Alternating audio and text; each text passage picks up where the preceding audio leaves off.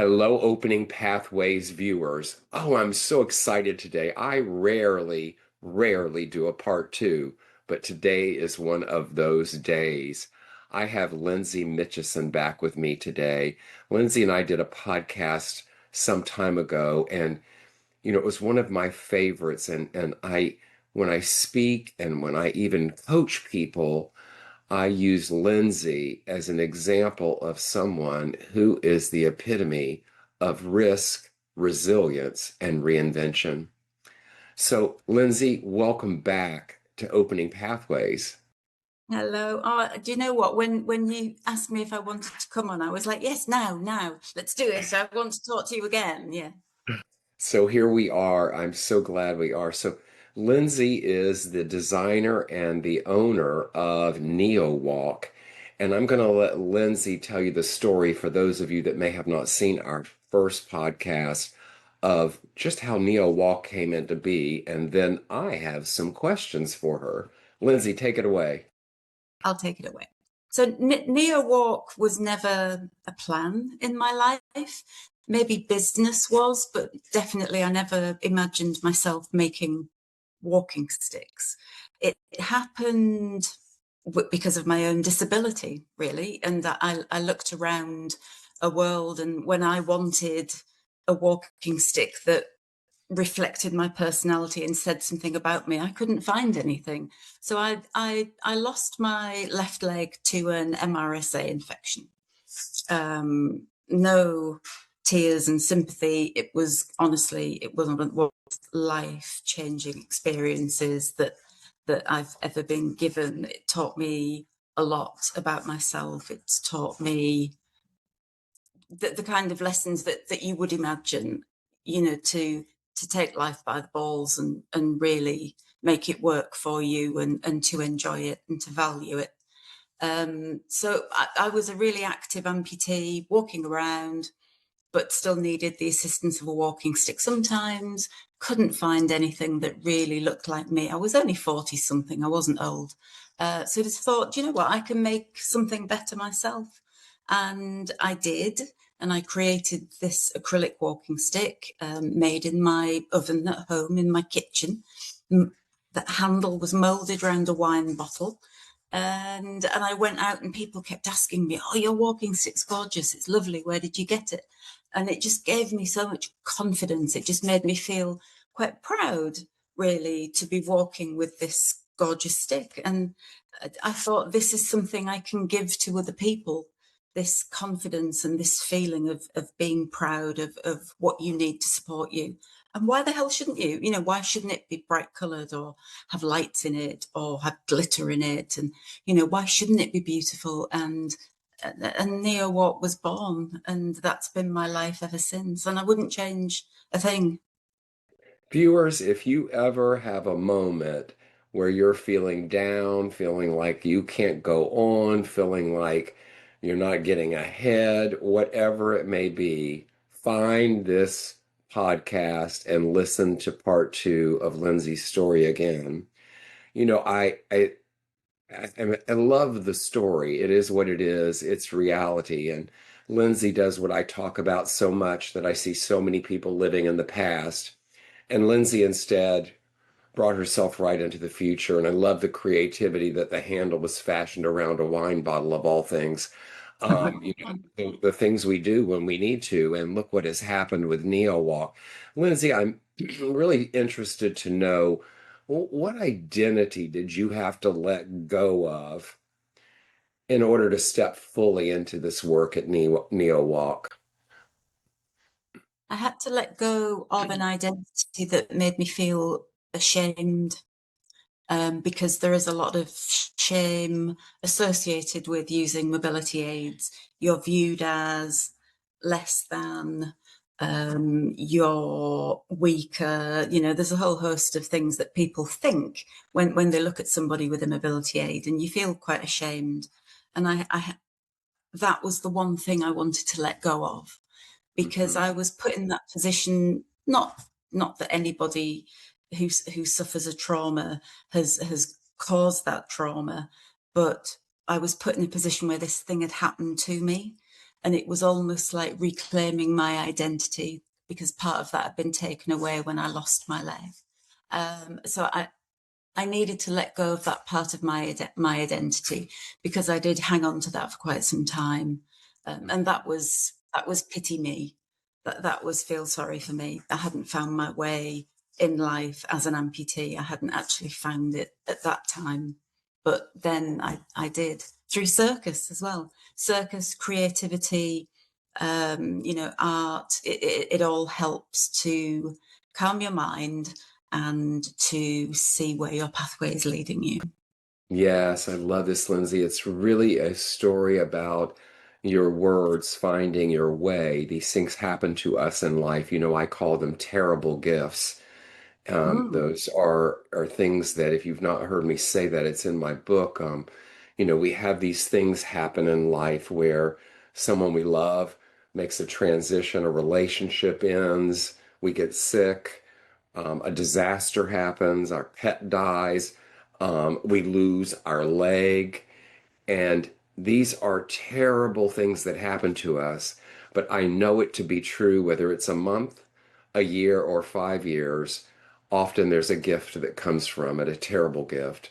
And while you've created your gift, you are now a gift to others in sharing Mm. the story of what you've done in this story of risk, resilience, and reinvention. What surprised you most about who you became? Oh, goodness. That's the gift that keeps on giving, Tom, because I still keep changing all the time. Um, the, the thing that surprised me the most was how resilient I was, how I was prepared to work so hard to achieve what I was setting out to do. I mean, I'm talking about work days were regularly 18-hour days. And that was me when I was on my own. I had nobody to motivate me, nobody to poke me in the back and say, you need to be doing this. It was just me and pure motivation. And when I was doing circus, we would train and train and train, the bruises, the blisters, the bleeding shins, it was it shocked me how much I was willing, how far I was willing to go to make something succeed that I'd committed to, that I'd set my mind on. That really shocked me. And I look back on those things. I look back on the 18-hour days, and I look back on the bleeding shins and blisters and bruises and physio and all that. And it still surprises me, but it feels like it was somebody else that did that. I Well, think I don't know whether it's because there's so much time has passed. I don't know, but it feels like, when I look at some of the clips of things that I've done, it looks like I'm looking at somebody else that's doing that. But I think that's just testament to the fact that I've continued to grow, and I've continued to reinvent myself. yeah. So yeah, it's a never-ending process, isn't it? You know that. Yes. You find Yes. that. Yes.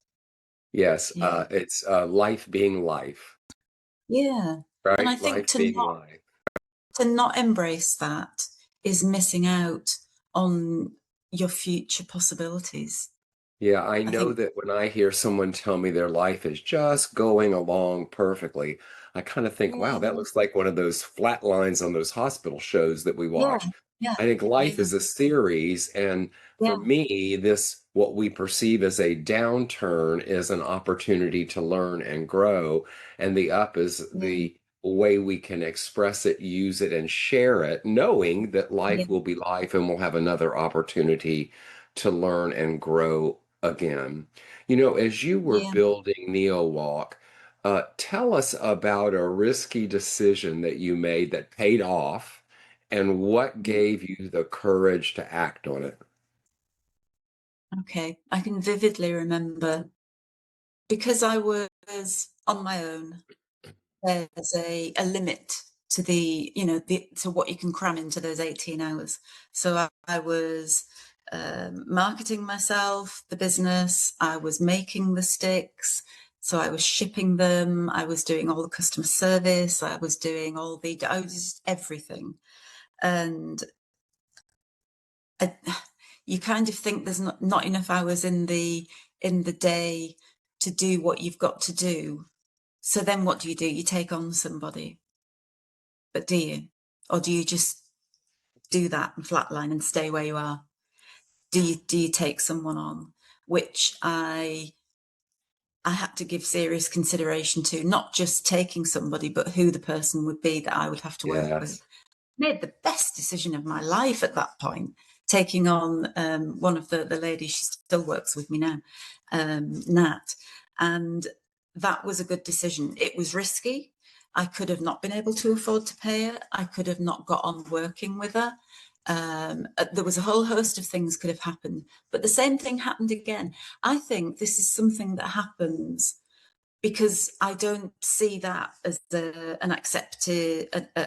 an acceptable way to live life. I want to keep doing that. So I keep reaching these milestones where I have to look and think, okay, now I can, if I put another £10,000 into this business, I can really expand the ranges that I'm doing. But are Mhm. people going to buy the ranges? I'm choosing them. Do they like what I choose? And, or do I stay as I am? And it's that flatline thing again. So I've regularly hit this where I've had to make decisions, and I haven't always done it right. Honestly, trust me, I've learned Yeah. really hard ways. But yeah, there's been several points in the NeoWalk journey where I've had to really stop and look and think, shall I call it this? And am I happy with that? Or do we want to keep moving on? And Yes. you've just got Yes.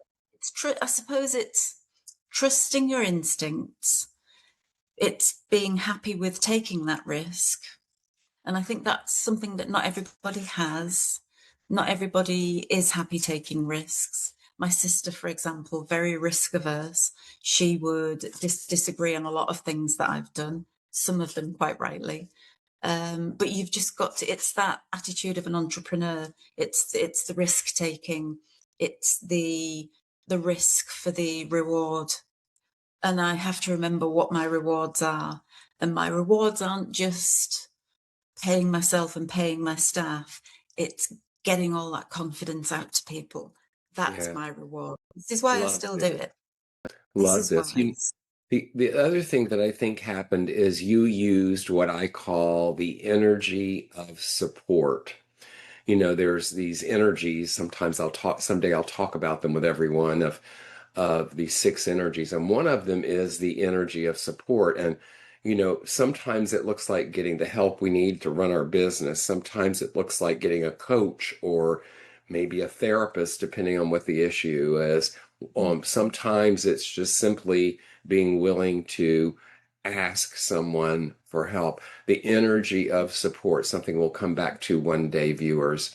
I'm going to be quite upfront. I've had a crazy, crazy few days, and Lyndsay, being with you and hearing your story and your perspective is so uplifting, and I know you're doing that for the viewers right now.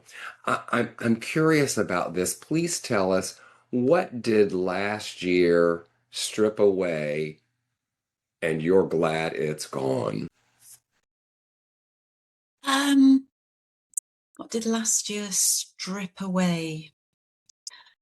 You'll understand this because we're of an age, and I think age is a beautiful gift, and I love getting older.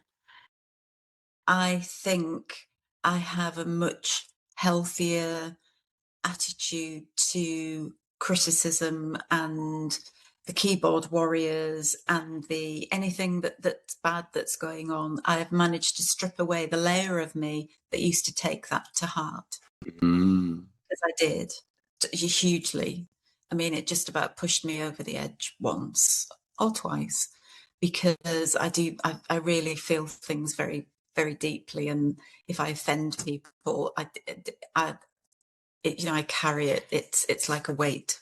But I've yes, managed the unwarranted stuff that you kind of find on social media. I've yeah, stripped I've stripped away the layer of me that let that in. And and I think that's just something that comes with age. yeah. That I think there's And I think those of us that are empaths, or maybe it's other people too, but those of us that feel these things and take them to heart, we have to, I call it my invisible shield sometime I have to put in place because I'll let it in. I'll be admitted, I was a jerk in my staff meeting yesterday. And of course, I've Mhm. apologized to my team, but because we all are human, we all have days, and gosh Yeah. knows there's a lot going on in the world right now. But Mhm. I know some of us really do feel it, and we have to be mindful of everything that's going on and how we let it in Yeah. and respond to it. So I'm grateful you shared that with the viewers today. How does Lindsay recognize when fear is information and not a stop sign? I think my sense of fear is a bit distorted, really, because I feel if I take you back to when I lost my leg. So I became ill, was very, very ill, and the surgeon saved my leg. When I lived with that leg for 3 years, I actually opted to have my leg amputated. So it was an elective amputation. And people said to me that I can't imagine that is the worst thing in the world. That is my worst fear in the world. And I think at that point in my life, my my vision of fear just became a bit distorted because and I've carried that through in the rest of my life. So fear of outcome, I just perceive as another kind of risk. I don't Mm. feel it as some kind of fear that would stop me. Fear won't stop me doing much. I can overcome, I would say, 95% of my fears. Um, Again, that could be an age thing, less self-conscious. I can stand up and sing in front of a crowd of 100 people. I don't care. But I think, yeah, I have a strange view of fear because I faced some of my worst sort of fears and gone, yeah, we can do that. Yeah, I love this. Yeah, life's wisdom. I know as I've been through life, fear for me has become an opportunity for growth. Yeah, yeah, I see that there's something there for me to either learn, for me to explore, for me to digest, whatever it may be. But yeah, I like to, with my clients, I find so many people that are facing something really difficult and they forget the evidence of what's happened to them before and what they've been able mm, to achieve, get through, however you want to define it, that they have some evidence about what's in front of them and how they've handled it before. It's really, really a testament to people. I'm curious, what boundary do you have in place that is essential to your sustainability? to my work life sustainability, rest. It's a non-negotiable.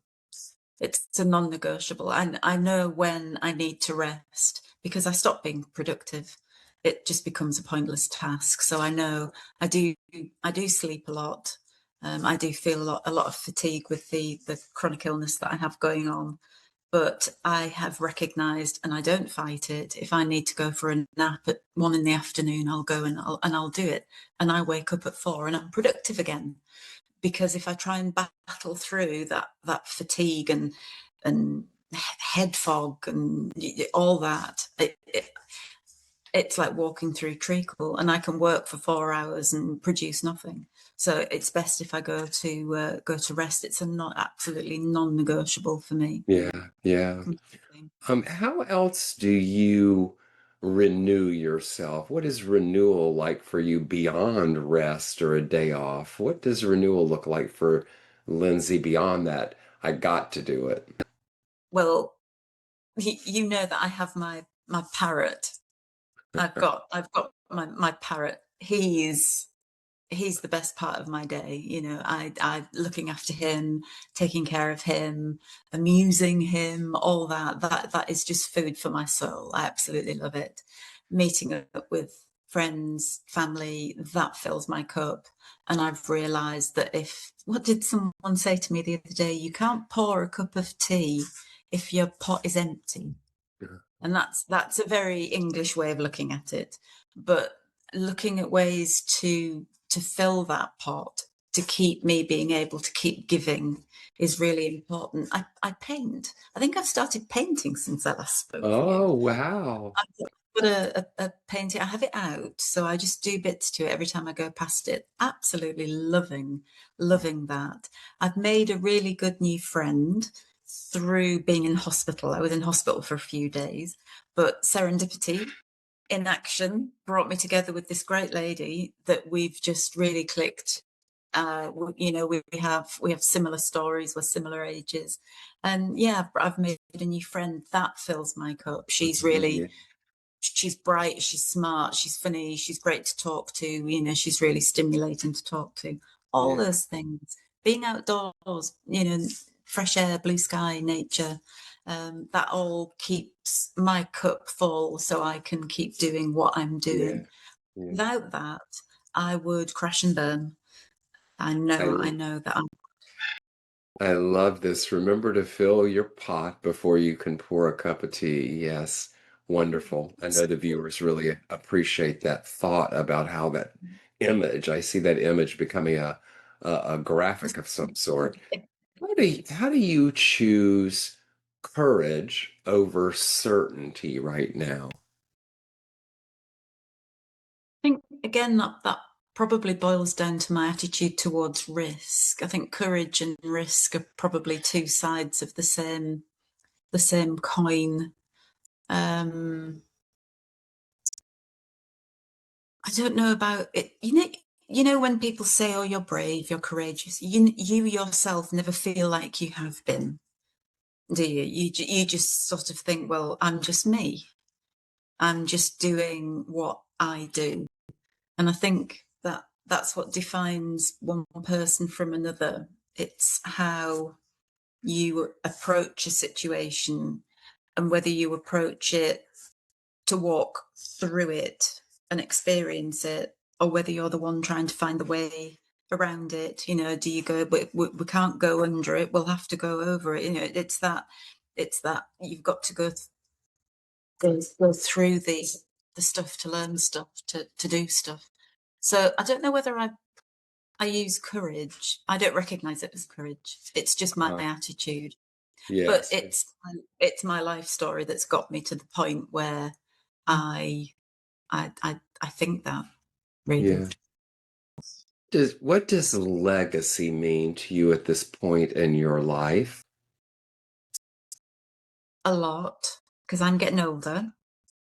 I'll be 60 next year, and I we want to be remembered.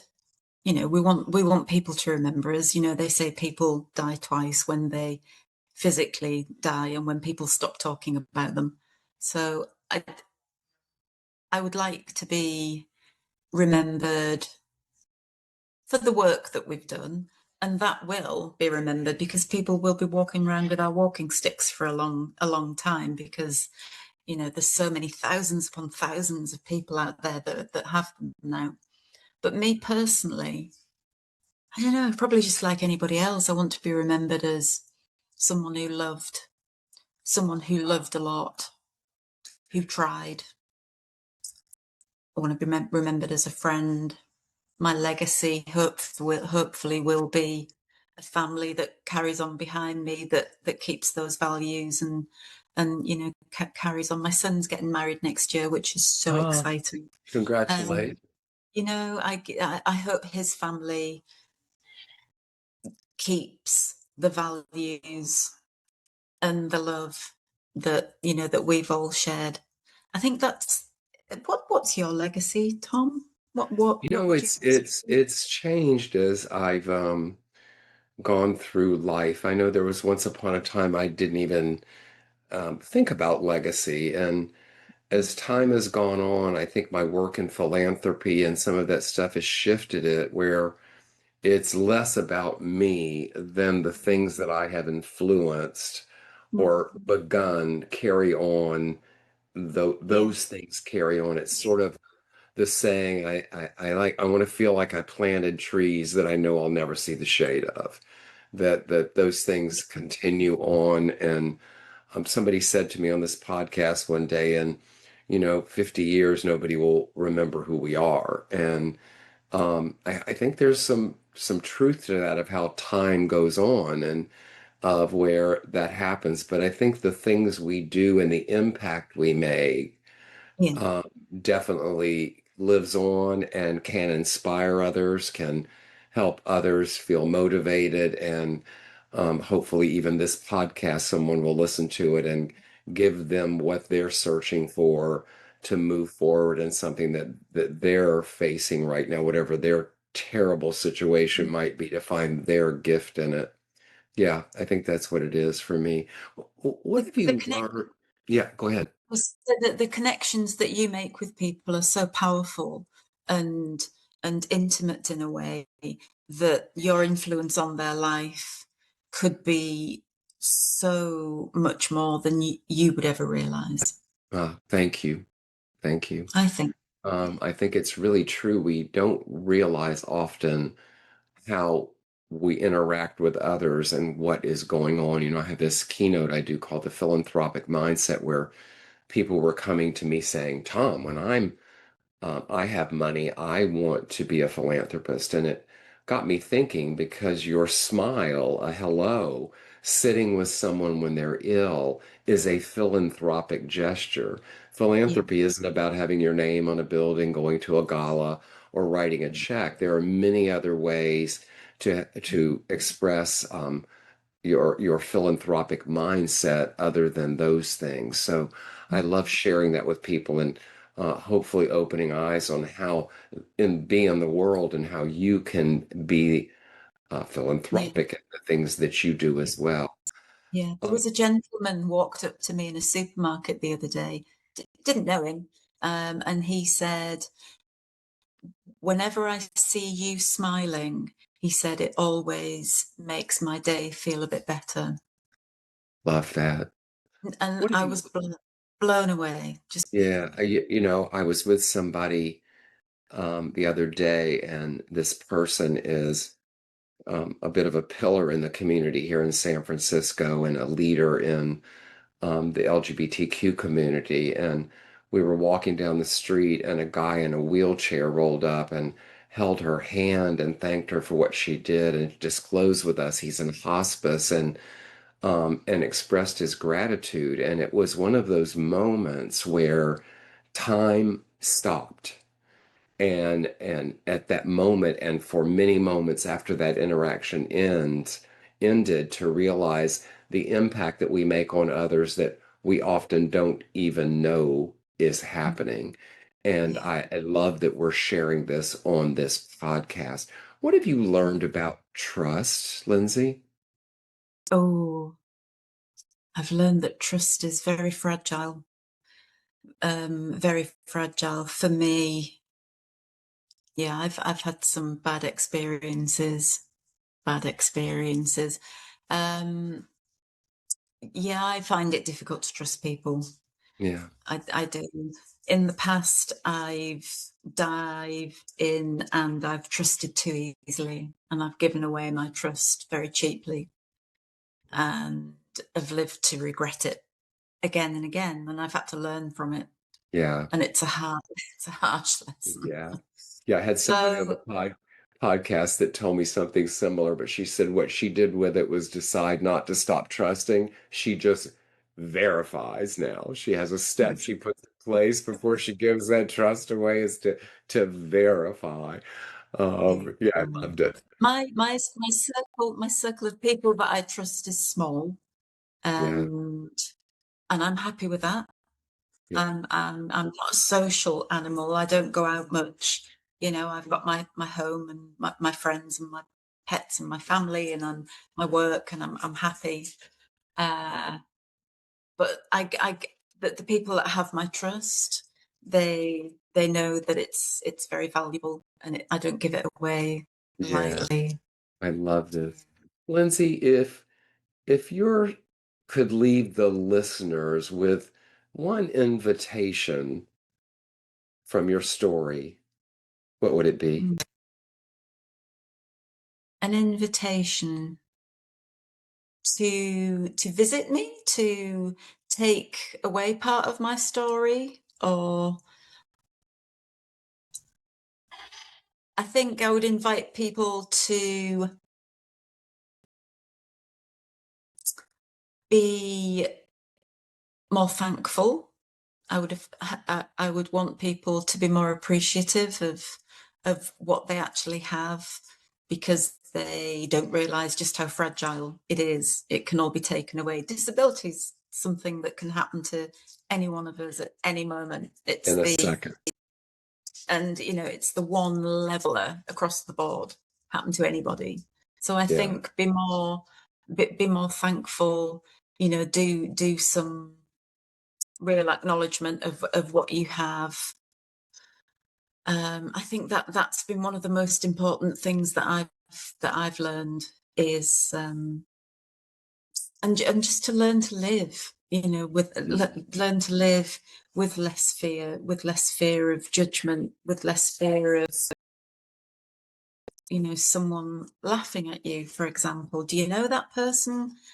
Would you go to them for advice? Well, then you don't listen to them, then, do you? You don't take Yes. criticism from Yeah. someone you wouldn't go for advice from. I yeah, I think, do you know what? It's a lot about just being more appreciative of what you've got. I Yes. think that's what I would invite people to take I, away I, from my story, because there's not a morning I don't wake up and I'm just so blessed that I get to do the yeah. work that I do with the people that I do, helping the people that I do. There isn't a day goes by that I'm not thankful for it. I Yes. love it. I I'm one of love the this. I'm one of the luckiest people alive. Yeah. Yeah. I love this, Lindsay. I wake up every morning and as my eyes open and my feet hit the ground, I express my gratitude for another day because I know while I woke up today, some people did not.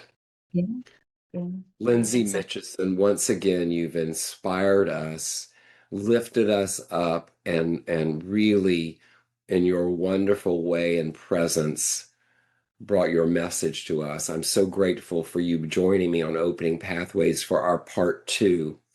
And viewers, this is Lyndsay Mitcheson with NeoWalk. I encourage you to reach out, look up NeoWalk, and you'll find Lyndsay there. And Lyndsay, thank you for being on Opening Pathways. It's always an absolute pleasure, Tom. Always. Look forward to next time. Thank you. And to my viewers, this is Tom Lenoble, and I'll see you next time.